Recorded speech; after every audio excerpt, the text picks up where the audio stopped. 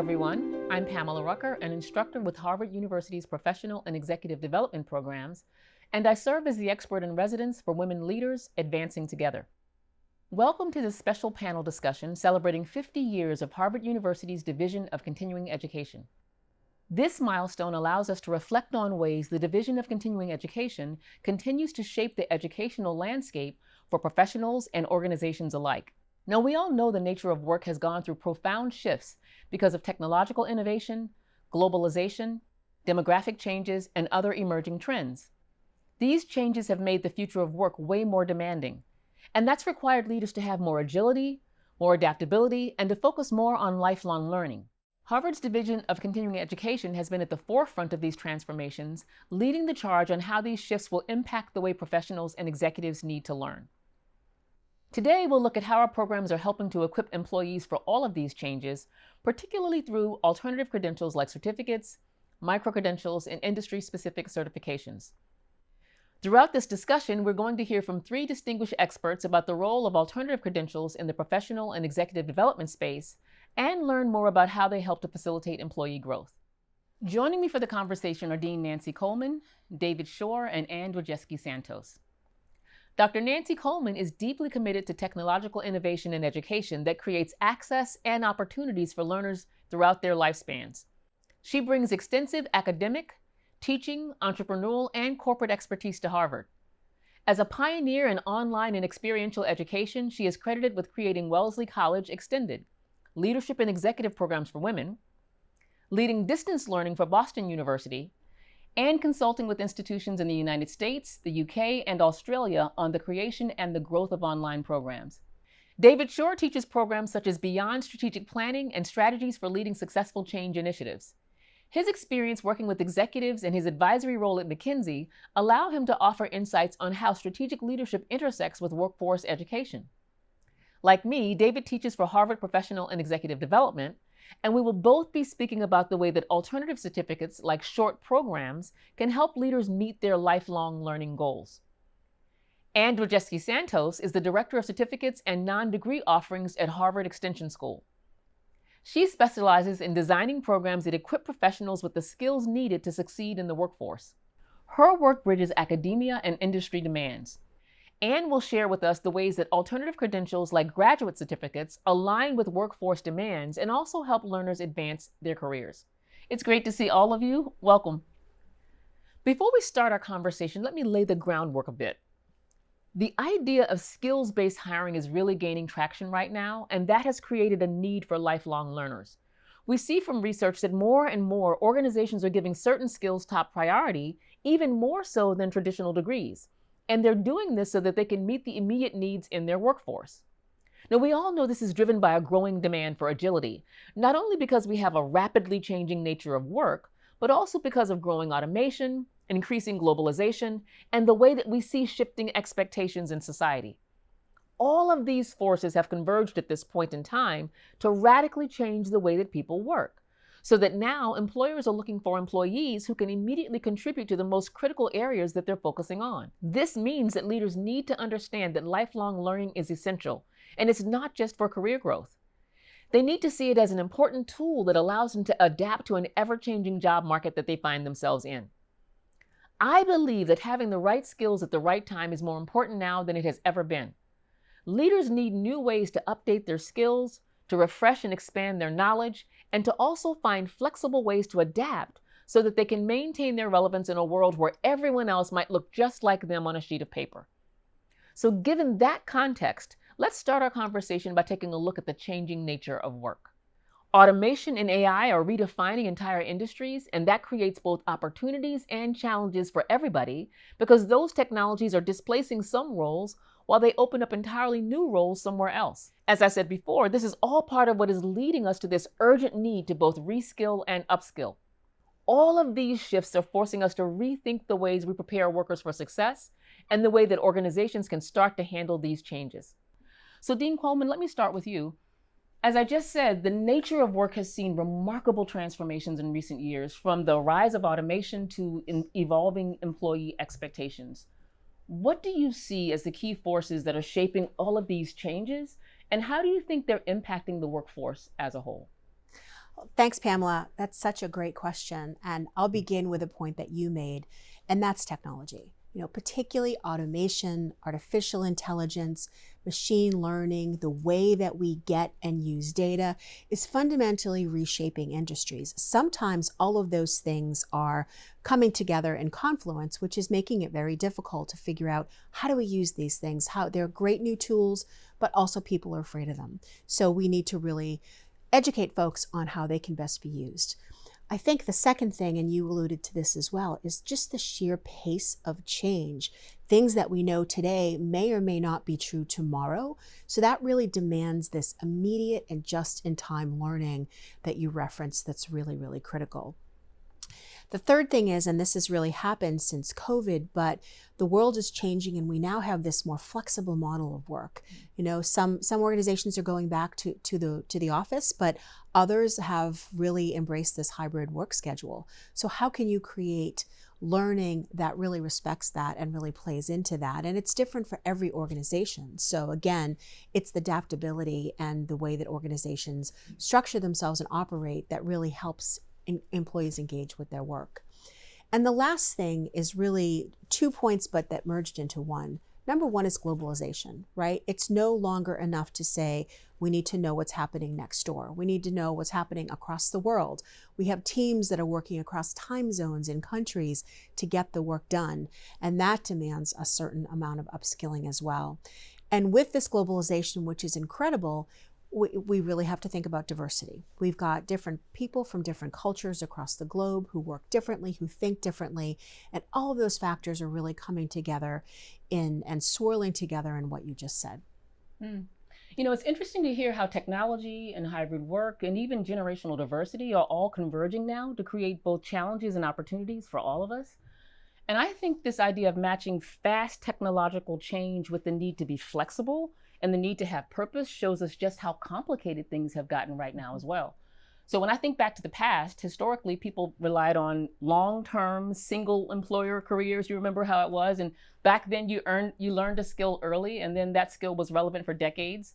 And if you had a formal education, it was primarily through a degree, and that degree was the foundation of your career. And outside of specialized areas, professional development wasn't always emphasized as something that you really needed to do. Organizations could operate that way then because the pace of change gave them time to gradually reskill their employees through the on-the-job training programs or through their own internal programs. But what we see happening now is this. Automation and AI are shaking up industries and they're getting rid of repetitive tasks. But they're also creating demand for specialized technical skills like data analysis and AI and programming and cybersecurity. So instead of being able to wait and learn slowly as organizations did in the past, these days, people have to reskill quickly and they have to reskill frequently if they want to stay competitive. So David, let me ask you, every day we teach in these professional and executive development programs where workers are facing immense pressure to adapt quickly and to acquire new and more specialized skills just to stay competitive. I know you've developed a 360-degree curated approach to professional and executive development, and you actually use that in the design of your seminars. So what makes a higher performing professional, and then by extension, a higher performing organization? Because you mentioned to me that a leader's learning journey is best played out in 4 acts. Can you walk us through your framework? In my experience, the best professionals, the best leaders are those who have 1 foot in the library and 1 foot in the street. That is, they allow theory to inform practice and practice to inform theory. And that not only is the basis of my work, but it's also the basis of the framework that, Pamela, you've asked me to speak about. I've often said that when I stop doing it, I'll stop teaching about it. So in the first phase, we go into the Gemba, because the first responsibility of a leader, and by extension of a learner, is to assess the situation. Situational analysis and situational awareness is a CSF, a critical success factor. And so when we talk about tailored capability building, we're talking about contextualizing. Context is crucial to not only successful leadership, but to successful leadership development programs. And when we look at why leadership development programs underperform consistently, context is ranked as the most important reason. That is, professional growth and development is not a one-size-fits-all approach. And so in this first phase, we can think of it, I think of it as phase D. That is a discovery phase, because there's no substitute for going into the Gemba, that is where the work is done. But you can't live only in the Gemba where the work is done. You need to go from the field into the forum, and therefore use phase D for the selection of what opportunities have been identified, right? In my experience, what I love about teaching in professional and executive development is that great things happen when you bring together interesting and interested people. And that's precisely what we find in these programs. So the field is really what we would call in Latin ex situ learning, that is outside the field, outside of the normal context. There's great value in removing someone from their original space. In fact, that's the basis of case learning and of case teaching, right? You're looking at someone else's dirty laundry, if you will. And so we're not here to admire the problem. We're here to bridge the gap between theory and practice. This requires the transfer of information, but the empirical data is very clear that information alone doesn't change behavior. So in addition to the transfer of information, we need to go to the top. We need transfer of purpose. And finally, and arguably most importantly, we need transfer of enthusiasm, right? Because leaders alone don't make change happen. We need the transfer of enthusiasm. I always say, and I'm sure the other instructors say things with other words in the same way, that hopefully you've learned an awful lot here. Now go back to the field, go back to the Gemba and practice what you've learned. So as we move on in the 4 acts, as you illuminated, we talk about the fact that a needs assessment and time in the forum is not enough. It's existential philosophy. It's essential, but not sufficient. What is essential is applied learning, having you use what you learned, or I promise you, watch it disappear. It doesn't matter what you know. It simply doesn't matter if it doesn't change your behavior. Learning, by definition, is a change in behavior. So many of the viewers are thinking, is it forum or field? Well, it's really polarity management. It's not either or, it's and. We don't tell people when we talk about breathing either inhale or exhale. Ideally we want to do both, right? So in contrast to ex situ learning, we talk now about in situ learning, that is on site. We consider the natural place, that is the context. And that's really the reinforcing mechanism that I've alluded to, right? You return to the Gemba where the work is done to practice learning, to hardwire it. Reinforcing mechanisms is a critical success factor in launching, leading, and realizing value from change initiatives. And the fieldwork assignment, if you will, is after collecting, you see the C cubed, after collecting the dots, we need to connect the dots, and then learners return to the field, to the Gemba, to continue the dots, reinforcing the learning. And so finally, in this 4-act, as you aptly put it, there's the need to hear about the knowledge, because knowledge alone for knowledge's sake is just simply not enough, to say the least, right? We're not here to admire the problem. We're here to apply the knowledge and the insights that have been garnered to pain points, to the greatest challenges and opportunities. So with all due respect to Sir Francis Bacon, who in the 7th century said, knowledge is power. Knowledge is not power. knowledge in action can be very, very powerful and can really drive innovation. So the objective is to help ensure that the lessons learned are both leveraged, which would not be enough, and sustained over a protracted period of time. The way I at least do this is with a reciprocity ring, a reunion, if you will, where members of the cohort, of the community of purpose, of the class, if you will, share lessons learned in the field. It's an opportunity to ask for and to receive help from the community. We hear about participants' developments during this 100-day reunion after being in the forum. And we've talked about in the model, we see 4 A's for each of the 4 acts, if you will, act being an A word. But I want to close with a 5th act, and that is the concept of agency.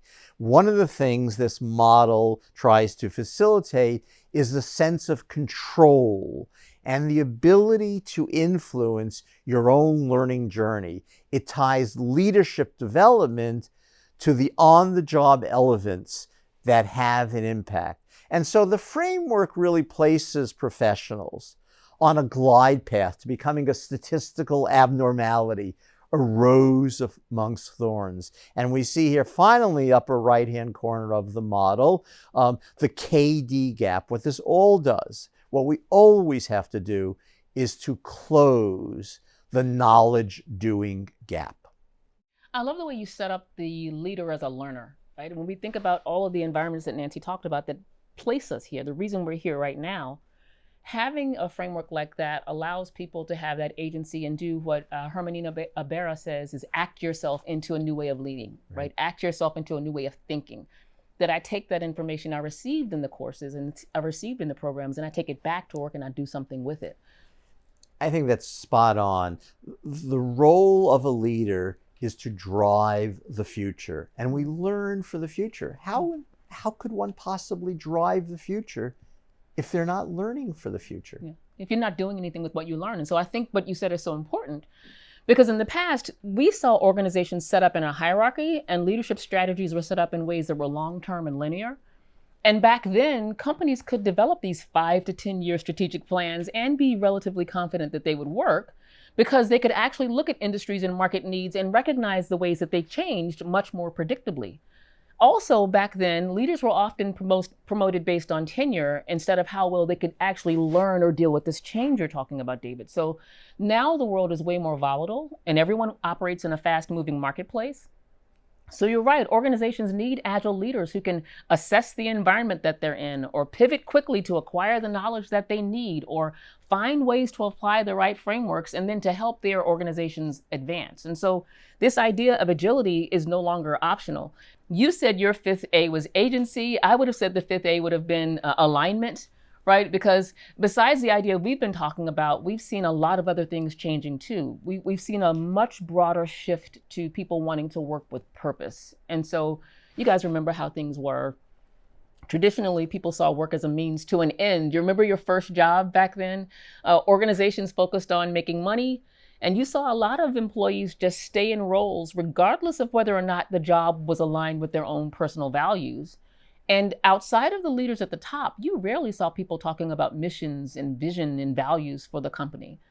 But now you have millennials and Gen Z workers that will not let that happen, right? They place a very high value on having a sense of purpose and having their daily work match with their personal values. Now people want to work in jobs that have an effect on society, jobs that are sustainable, jobs that make the community a better place to live. And so if you look at Deloitte's 2023 Global Human Capital Trends Report, you'll see that 70% of employees want their companies to make a difference in the world. And so that means that companies will need to include purpose in their missions and find ways to show their values to the people who want to work with them and the people who want to work for them. So, Anne, let me ask you, David and I talk about this a lot in our professional and executive development programs. Do you see this come up as well in the extension school, this need for organizational and aspirational alignment? Because I believe that organizations that cannot align with their employee priorities are going to lose way more people, and they're going to have a much harder time getting the best people to even think about working for them or working with them. So As businesses deal with this change toward purpose-driven work, how can they make sure that their goals and values are in line with what the people in today's world and today's workforce want? And how can they make sure that their organizations not only get the best workers, but then keep those ones who care about having a purpose and then making a difference in the world? I think that is critical, that organizations are paying attention to what customers want, but also to what the folks who are working at their company value. We want to make sure that organizations are really thinking about what they stand for and ensuring that those values resonate across the organization. One value that I think cuts across industry and sector is the value of continued education.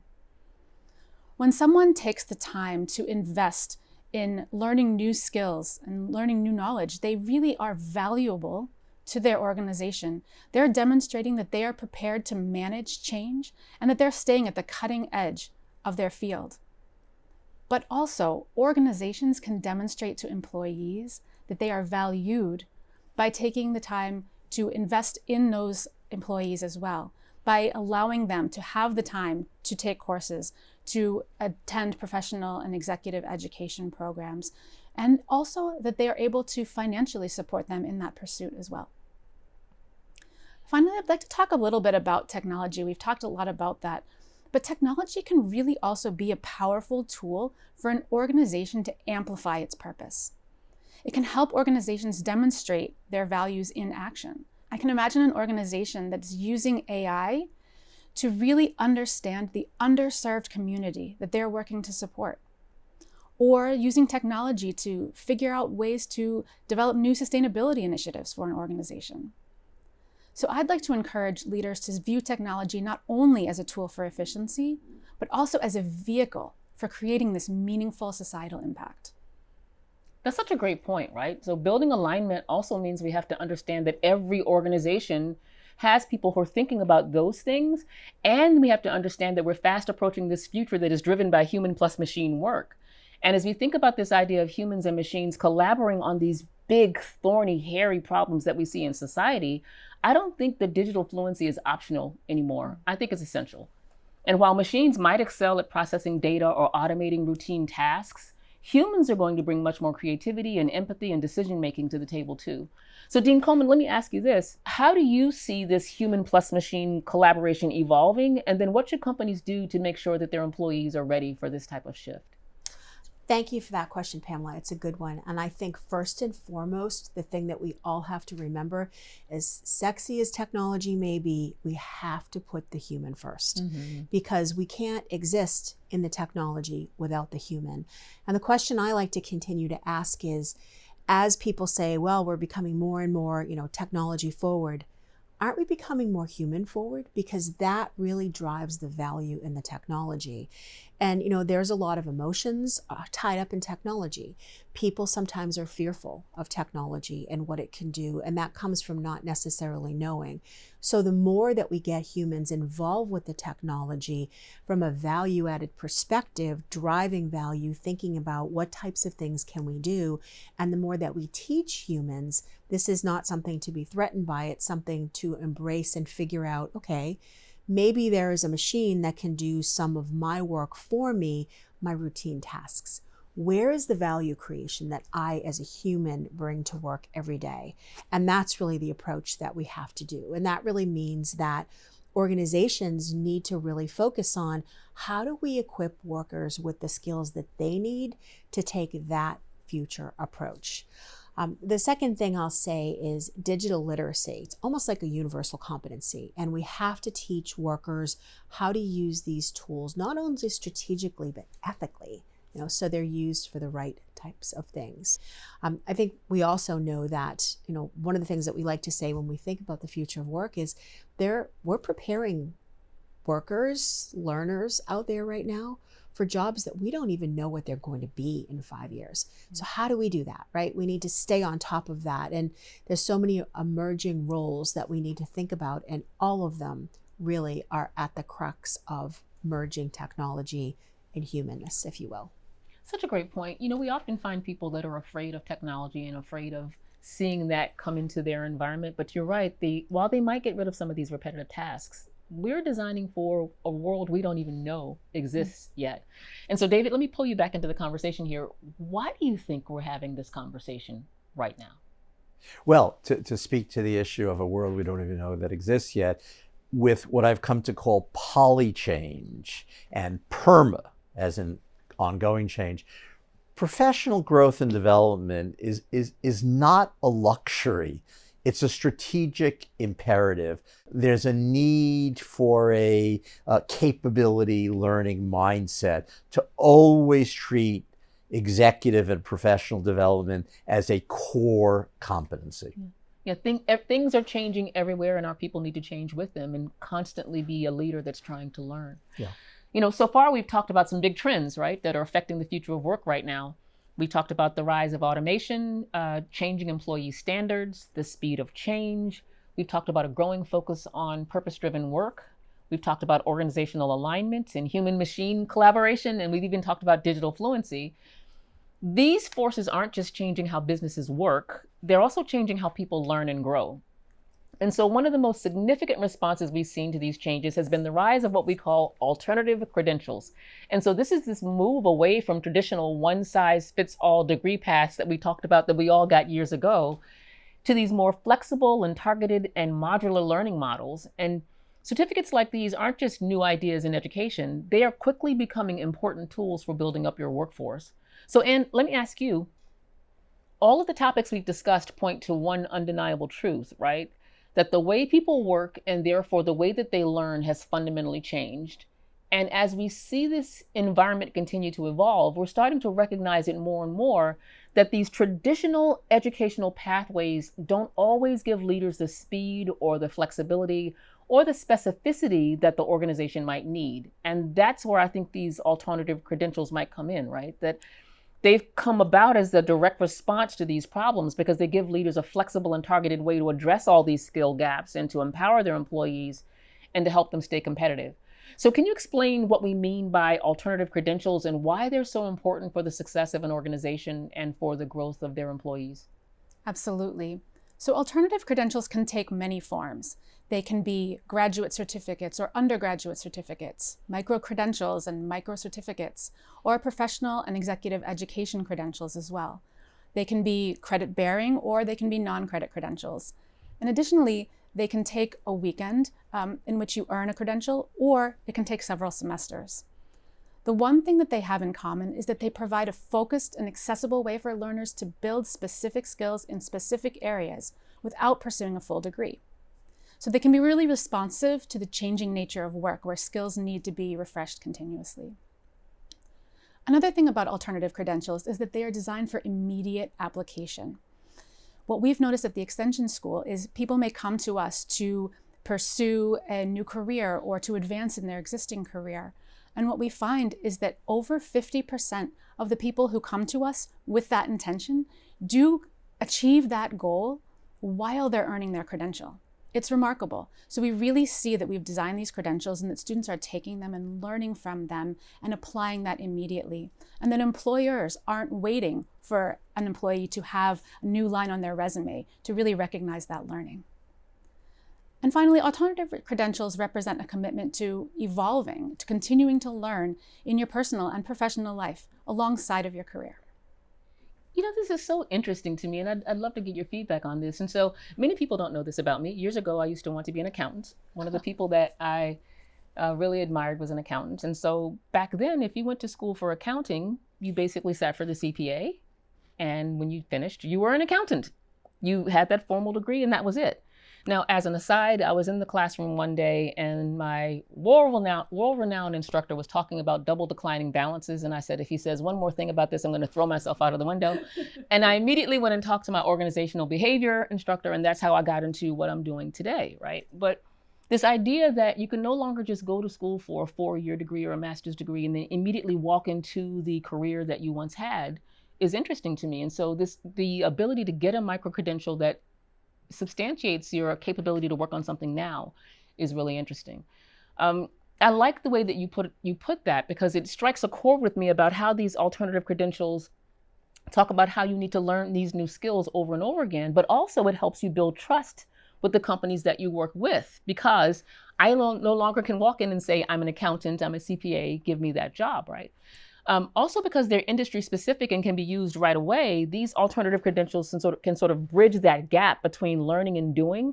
And that's exactly what we need in our environment right now, the ability to get up and do something now. That's the pressure that everybody feels. And so what I find particularly compelling is this idea that alternative credentials aren't just about skills, but they represent a mindset or this commitment to lifelong learning that we've been talking about that evolves over your entire career. And that is a huge change in the way that we think about learning and getting better at all of our jobs.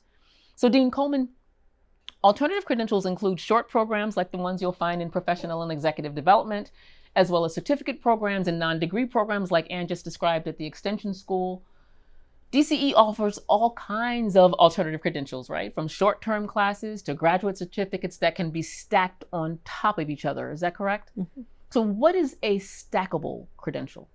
Well, I'll answer that in a minute, Pamela, but the point I wanted to make is I didn't want to be an accountant when I was younger. I wanted to be an ice skater.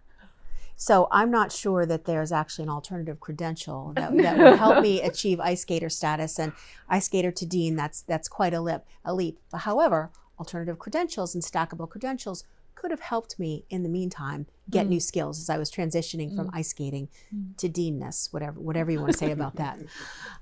So what is stackability? That's a good question. And let me just add on to what Ann said by saying that right now the nomenclature around alternative credentials is really messy. There's not an agreed upon terminology, although there are groups out there that are working on that, and hopefully will be clear in the future. But when we say stackable, what we mean is that credentials can be earned that mesh together and stack into something. For example, you could start by taking a class in professional and executive development in artificial intelligence. And then maybe you could take another class and then you have what we call a micro-credential, which is 2 focused classes in a specific area. That micro-credential then transfers into a graduate certificate, which is 4 different credits. And then that graduate certificate oftentimes will stack into a degree. So in that sense, they're very modular. And the thing that we're seeing too when we think about the future of work is that, as you mentioned, audiences are not following a linear career path. So it allows you to really create the path that you want to be on and pull from different places and get different micro-credentials, if you will, to be able to really create the sum of what it is that drives you, that it gives you that passion for the work that you want to do. So this concept of stackability, I think, is really, really very valuable in today's work environment because it allows professionals to really create their own pathway. It's interesting that you say that, right? Because I didn't know that you wanted to be an ice skater when you were young. But if you think about that, I read an article once that said that you can stack these credentials one of a couple ways. You could go vertical, so it's sort of from micro-credentials to certificate to degree. Is that correct? Or you could go horizontal, where you're looking at all of the areas that apply to your area, maybe if it's around strategy or something like that. And then you could be hybrid, where you could get all of the things that you might care about in different areas. So if we go back to your analogy, you could have started off with just being able to ice skate with 2 feet and then go up with 1 foot and up higher. Or you could say, no, I really want to learn how to lean. I really want to learn how to do my figure 8. I really want to figure out how to glide.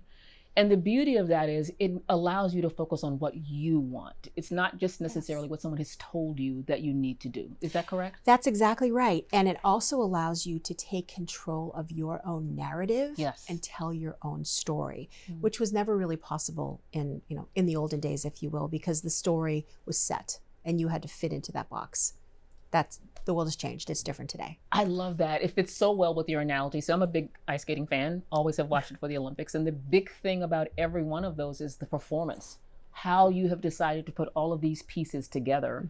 Where did you put your twist? Where did you put your flip? Where did you put the other things? And that allows you to create this individual journey that, as I said before, separates you from everyone else that looks just like you on a sheet of paper. And so I love that these programs don't just give you options for now, but they also allow you to learn new things throughout your entire life. And so I can see how alternative credentials are a game changer for people who are looking to be professionals today, because it really does allow them to get some skills slowly while they still have to juggle work and they still have to juggle all their personal responsibilities. But I also think that this approach is important because we live in an era where none of us have a linear career path anymore, right? It's not like it used to be. We don't just get on the ladder and go directly up. I heard someone say it's not just checkers, it's chess. Now you're making strategic moves all the time. And so it helps people get this short-term gain while they're working toward a long-term goal. And that's something that might change the game for them. So with that in mind, it means that we in the education sector, though, also have to change, because in the past, we were able to work on a fixed schedule, and then these program updates that we did could take years for us to implement. And so sometimes we might have to meet the industry needs that we would see reactively, and that left this gap between the time when we saw new skills come out and the time that they were actually taught in schools. And then, of course, formal degrees could take years to finish, and that would help people sort of build out their expertise. But we don't think it's smart to work that way now anymore, right? Because businesses are changing so quickly. It's much better if we create programs that fill gaps as they appear, almost in real time. And I think that's a big improvement that's going to benefit leaders too.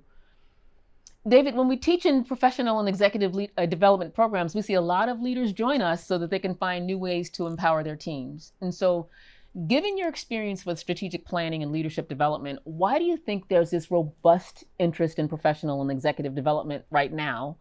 And specifically, given the fact that you have a background managing change as well as a comprehensive model for this strategic planning you've walked us through, how might alternative credentials influence the way that organizations try to start preparing their leaders? So I always have believed that where people stand on an issue depends on where they sit. And I'm enamored with micro options. I've long said that bite size is the right size. Mm-hmm. And the value of micro options, it allows professionals and leaders to use a capture, release, capture model. Mm-hmm. That is, they come for a program, a micro program, they're captured. They then are released, they go back to do the work that they've learned, and they can come back and be captured for another one. So I think about micro programs very much analogous to micro dosing in medicine. It's the practice of taking small controlled amounts of a substance to achieve sustained benefits without the need for the consequences of a long-term dosing, such as a degree program or some other long program. And so with micro-dosing, as with micro programs, you get to compound the benefits over time. So there's enormous efficacy in micro-dosing in medicine and in micro programs. Two ways to think about the learning journey that I began with. One is the familiar funnel model, what we'd call the funnel model. That is, over time, you narrow the tolerances, what academically we'd call progressive elaboration. You narrow the tolerances. And that's the one that most people have used in their careers, right? You start accumulating a variety of experiences and until you decide what you want to specialize in, and then you specialize. Sprinklers work really well also. So the funnel model of narrowing down, becoming a specialist, and often a subspecialist. But there's another way, and that's what I just referred to as a sprinkler. Most professionals don't like to think of themselves as being generalists. However, there are situations where a generalist is just what we want. A generalist can collect the dots, to use the metaphor I thought I mentioned earlier, from a variety of different disciplines, from a variety of different micro programs. They can connect the dots and they can bring it back and continue it. And like water from a sprinkler, you can cover more ground. You can connect the dots that specialists might not always be able to do. And the beauty for me, the just absolute beauty of micro programs is, once again, polarity management. It's not an either or, it's an and. Yeah, I love the idea of the sprinkler versus and the dots, right? And so Steve Jobs had this quote once that he said, you cannot connect the dots looking forward. You can only connect the dots looking backwards, right? And so one of the reasons I think it's great to take these additional classes is because it helps you become that polymath integrator, right? I can pull from different places and bring value because I've taken so many different classes. And now I'm able to actually connect dots in the ways that I need them. And maybe the situation I find myself in today needs this set of tools, and the situation I find myself in tomorrow needs that set of tools, and the one the day after that needs a third set of tools. Now, we all have kids in our lives that play with Legos, right? And we know how this works. You can take those small incremental pieces and put them together to create these fantastic robotic applications. And it's with the same module. It's a great point. And 1 week after Steve Jobs made that comment, I happened to be giving a talk at a conference, and I made that point, and I said, but really, what the best learning does is it takes place across 3 time zones. We want to know what happened before, retrospectively, and the same for leadership. We want to know what's happening now, concurrently, and we want to know what we want to happen in the future, prospectively. You cannot think about anything without understanding what led up to the current state, what is the current state, and what's the desired future state. And I think micro-credentials just speaks to this in very rich ways. Yeah, I think a lot of these programs help people give context to what they're going through. And I don't know if you've seen this, but often they come into places thinking, I'm the only person that's ever experienced a certain thing. And then they meet others and they think, you too, right? And so it makes sense that leaders would be able to connect the dots quickly when they're facing new problems and finding out new information, because the information they're getting in the alternative credentials are helping them do that. And so I love that these programs are helping give leaders the tools that they need to not only handle disruption, but also grow in the midst of that. They don't feel like they're trampled by it, and they don't have to be so afraid of everything that they see happening. I also like how you look at different skills and changing the way that leaders are developed, because these programs, as we said before, aren't just educational tools. They're strategic investments for the companies and the people that they send here. And research consistently shows that professional and executive development programs are highly respected because they have a way of equipping leaders and managers and executives with the skills that they need to address these real world challenges. And so to me, that means that these programs that they're taking don't just teach theory. They quickly give leaders these actionable strategies that they can immediately implement. And so that means that they're not just for the individual leaders, but they're for the organization as a whole.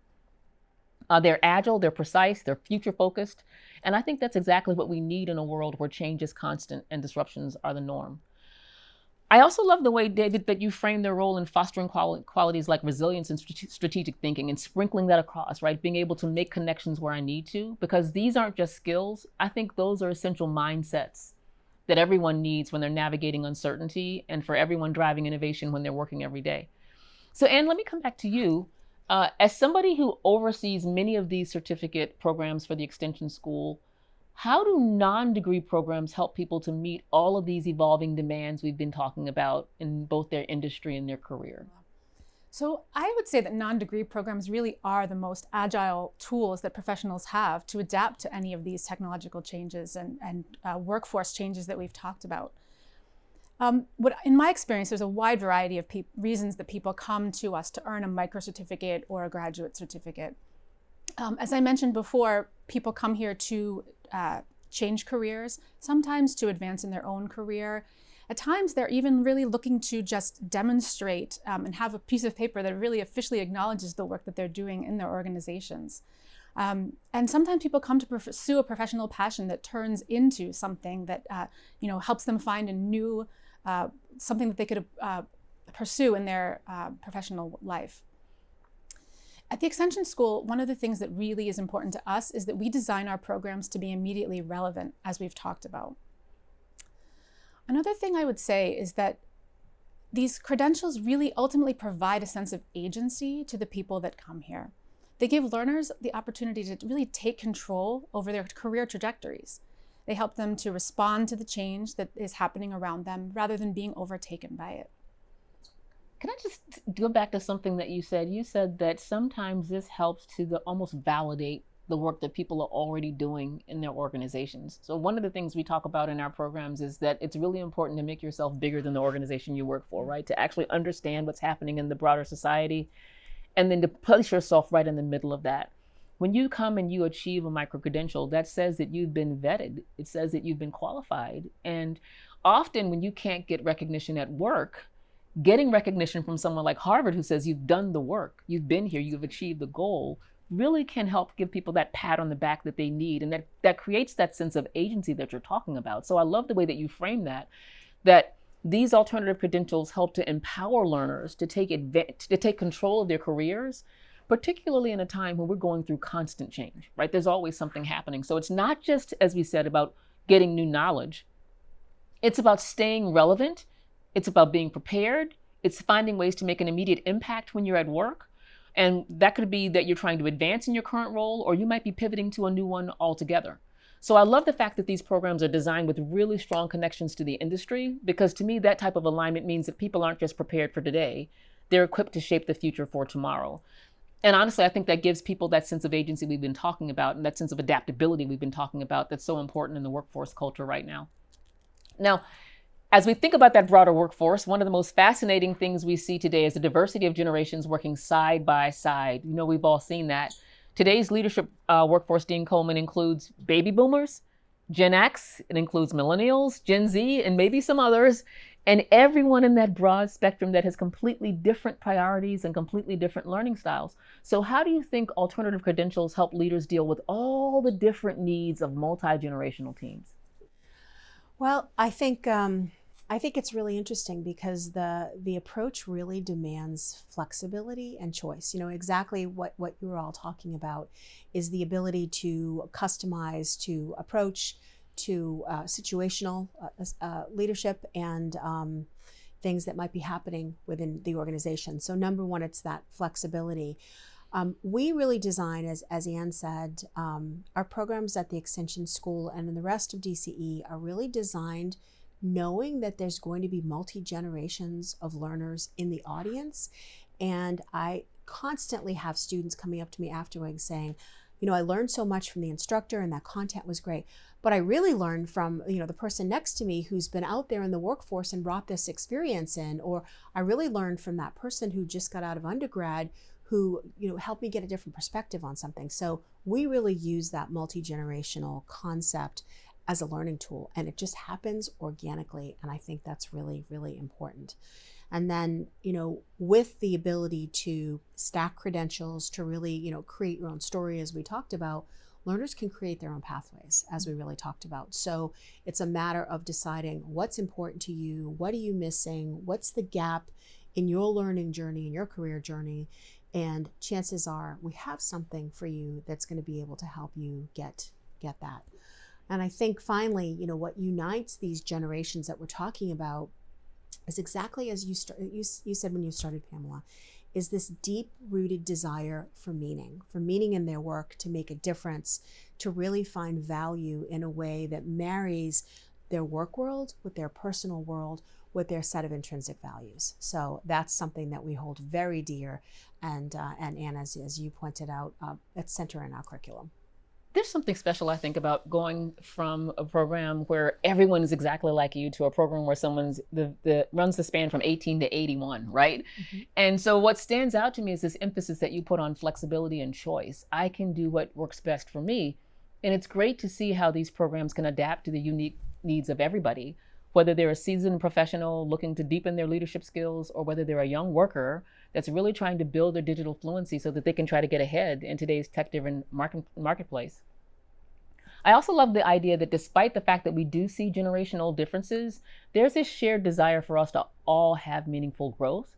But we know that growth can be challenging, particularly because it is directly connected to change. So Anne, let me ask you, as businesses face these ongoing marketplaces changes that we see, how does Harvard Extension School design programs with credentials that are accessible to everyone and then prepare for professionals to meet all those evolving demands that we've been talking about? Yes, Pamela, I think accessibility is key. We make sure that all of our certificates, our micro-certificates and graduate certificates, are designed with the user, the learner in mind, and understanding that we don't want a student to be sitting in their kitchen at 11 at night, never interacting with their instructor or with their classmates. Our learning and teaching team has made sure to develop technologies that enable students, even if they are taking an asynchronous course, to interact with their classmates and feel that their voice is being heard in the classroom, and that the instructor is able to respond even though they are not in the classroom at the same time. Another thing is that affordability and relevance are incredibly important to us. Each of our credentials are informed by market research, and we ensure that they are industry aligned. So we are working with industry professionals as we develop these credentials. For example, AI, cybersecurity, as we've talked about, sustainability, are all areas of increasing demand. And we're working to develop, and we have developed, credentials in each of these areas. Another thing that's very important to us is that skills that you learn in these credentials transcend industries. Skills like critical thinking, data-driven decision-making, and emotional intelligence. And finally, one of our extremely important values is fostering connections. Students aren't coming here just to advance their career, just to learn about a specific topic. They're really here to interact with the classmates and to interact with instructors and to learn from people all over the world, as we've mentioned, that are in their classroom with them. And I also love your point about fostering connection, right? Because we often find that it is not just the content that we teach in the programs on campus or online, but it's also the connections that people make when they're here. Have you guys found that as well? That help them really seize these opportunities or respond to challenges when they see them. And those connections go far beyond the program. They're usually connections that can last for a lifetime. So building on the idea that of education is both a tool for personal advancement and a way to create broader impact, let me come back to you, Dean Coleman. As we look ahead and industries continue to evolve, how do you see the Division of Continuing Education staying ahead of the curve? And what do you think the next 50 years will look like in terms of continuing education and professional and executive development? Do you think alternative credentials will continue to evolve in value? I do. You know, I've been around education and non-traditional education for about 20 years now. And you can tell when things are trendy and you can tell when something is sticking. This is going to stick because this is a way, as we have said, to personalize the journey, to create the pathway that you want, and adapt to change, right? It used to be that, you know, way back when I was a leadership trainer before I got into higher education, there was a set curriculum. You knew what it was. And if you were putting someone through a leadership class, that's what it was. That's not true anymore, right? Because we have to respond to the future of work. So how we're responding to the future of work is we are tighter with employers than we ever have been. We are speaking all the time with different corporations, learning what their needs might be so that we can help prepare them, learning how technology is impacting them. And as we get tighter and tighter and more aligned with the needs of the future of work, I think our programs get stronger and stronger. Not that we're necessarily changing our curriculum, but one of the things, and Anne, I'll go back to something that you said, you know, it's critical problem solving, it's being able to think more deeply. Those skills are never going to go out of fashion. So how do we keep those as core to the curriculum and continue to add on what's coming, what's high value, what's out there? So our entire team is out there really scanning the industry. What should be next? What are employers saying? You know, how do we keep on track of this? And I think that certainly for the foreseeable future, we will continue to do that because I think that's what you know makes us a dynamic player in this field. We have you know, the Division of Continuing Education has 4 different units within it: the summer school, professional executive development, the extension school, and even the Harvard Institute for Learning and Retirement. So one way that we've demonstrated our flexibility and resiliency is the ability to really be able to connect the dots between all 4 of those pathways. And I think that will just get stronger and stronger over time. I love how much emphasis you put on combining technical knowledge with skills that help people, skills like critical thinking and emotional intelligence. This is a good reminder, I think, that the future of work is going to need people that can deal with complexity and to also demonstrate insight or empathy. I also love the fact that you identify the multiple sets of ways people can engage with the Division of Continuing Education. If it's not a short program and it's not a graduate certificate, it might be summer school or it might be some other way they can come out and take a class. And so your point about alternative credentials becoming as credible as degrees in many ways is also compelling to me because there's obviously a need to get started now. I feel like this gives education a way to evolve to meet the demands of fast-moving industries, but at the same time, a leader can sort of create their own portfolio of proof to show that they're ready to take on new jobs, they're ready to take on new roles. And if I'm not ready to go get a graduate degree, maybe I can get this small class under my belt and then come back and take another class and another class until I can create the environment that I want. And that's what makes these tools so powerful, I think. All of them can be used in the real world. And then finally, the way you connect it to us all working together and being part of a group really brings that discussion full circle. So I love the idea that education isn't just about getting skills, but making connections that last a lifetime and creating the career and the future that you want. So I'll come back to you, Dean Coleman. How do people get started then? Can you walk us through that? And what's trending right now? What kind of things are people interested in? Sure. So thank you for that question. How to get started? Take a class, right? I think the great myth is with our programs, you don't have to necessarily fill out an application or jump through hoops to get in them. Many of them are open access to begin. So find something that ignites your passion and enroll in a class, whether it's a summer class, an extension class, a professional executive development. We find that people who get a taste for something oftentimes want to come back and want to stack things together and want to learn more. Yeah. And in terms of what's trending, artificial intelligence, exactly some of the things that we talked about in the beginning. AI is huge.